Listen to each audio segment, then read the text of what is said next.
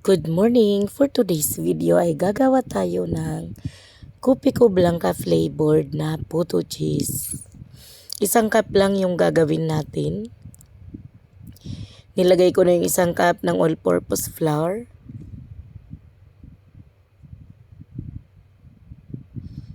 One tablespoon ng baking powder.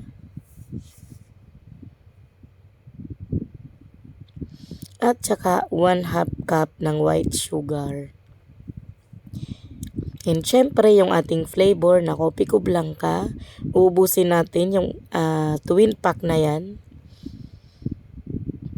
Para talagang lasang-lasa natin yung coffee. Bagay na bagay po ito sa mga coffee lover. Tapos coffee na nga yung coffee flavor na nga yung puto mo, iinom ka pa ulit ng coffee, o di ba? Sobra ka na sa kape. So ito po ay itatry lang natin, kaya 1 cup flour lang po yung ginamit natin. Try lang natin kung masarap. Malay mo masarap. So kung hindi naman masarap, ayos lang, at least 1 cup lang naman yung trinay natin. Pero kaya ko po siya shinare kasi sobrang nasarapan po ako sa Kopiko Blanca flavor na puto. Yung lagay tayo ng water, 1/2 cup muna. Then mamaya ulit yung another 1/2 cup kasi tansyahin natin. Minsan kasi sobra yung 1 cup.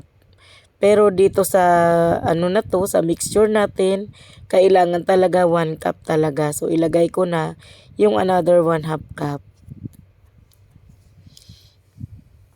Tapos haluin natin ng mabuti.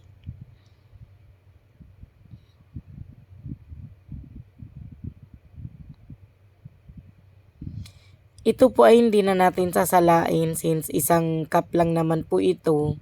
Talagang kaya naman natin itong ma-mix ng mabuti. So kagaya nga po niyan, talaga namang na-mix na natin. At maglagay tayo ng melted margarine. Tinunaw ko po yan sa microwave. Pwede mong tunawin sa kawali at ilagay sa kalan kung wala kayong microwave sa inyo. Diba? Ang ganda ng mixture ng ating puto ngayon. So dahil nahalo na nating mabuti, naku, muntik pang malimutan yung itlog. So lagay tayo ng isang itlog. Supposed to be kanina pa yung itlog inilagay. So hindi po agad natin na ilagay. Binati ko na siya bago natin ihinalo dyan.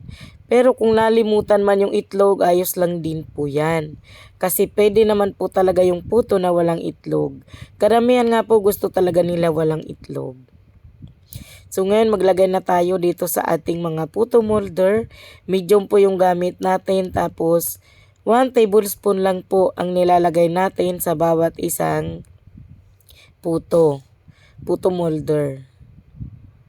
Ayan, tig-isang tablespoon lang para magkaroon ng space yung pag-alsa nila. So pero dito po sa 1 cup na mixture natin, ay nakagawa pa rin po ako dyan ng 30 pieces na puto. Dahil nga sa 1 tablespoon lang ang nilalagay natin kada molder. So ito naman pong lutuan ko ay rice cooker. Kaya 3 salang pa din po tayo sa rice cooker. So steam na natin ng 8 minutes. Then after 8 minutes nating steam, ganyan lang yung apoy. Medium lang yan, hindi yan yung pinakamalakas sa aming gas range. Ayan siya, medium fire lang. Tapos 8 minutes. And syempre po after 8 minutes ay ilalagay natin yung cheese. Grabe, pagbukas mo pa lang, amoy na amoy mo ang bango ng kape. So ilagay natin yung mga cheese. So gusto ko po kasi yung hindi siya sobrang nami-melt kasi pangit pong tingnan pag sobrang nami-melt.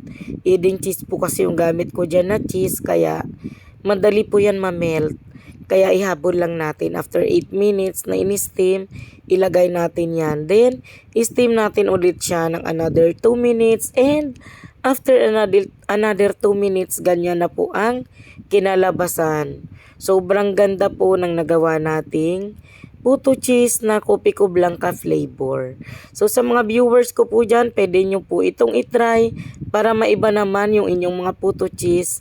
Lalo kung pansarili lang pong konsumo, pwede nyo po itong itry. So yun lang po, maraming salamat sa palagi pong panonood ng mga videos ko, ng mga sinishare kong video. Pwede po kayong magnegosyo ng puto cheese, pero wag naman itong Kopiko Blanca kasi medyo mahal ang magiging puhunan nyo. Kaya ito yung mga pangsarili lamang po natin na mga ginagawa. Pang merienda ng pamilya, saktong-sakto na po yung 1 cup. May mga nagre-request din kasi sa akin nito kasi minsan ang dami talaga ng ginagawa ko. Sabi ng iba, what if kung para lang sa merienda namin. So ito na po yung inaantay nyo. Ano lang yan, 1 cup. At binalot ko po yung kamay ko dyan kasi sabi ng iba, yak, kinakamay ang puto oh. Kaya binalot ko po yung kamay ko dyan ng plastic para hindi kinamay ang puto natin. Diba? So ayun, tapos na po tayo sa i-share natin ngayon na puto. Kopiko Blanca po to. Thank you so much for watching. Bye-bye po ulit.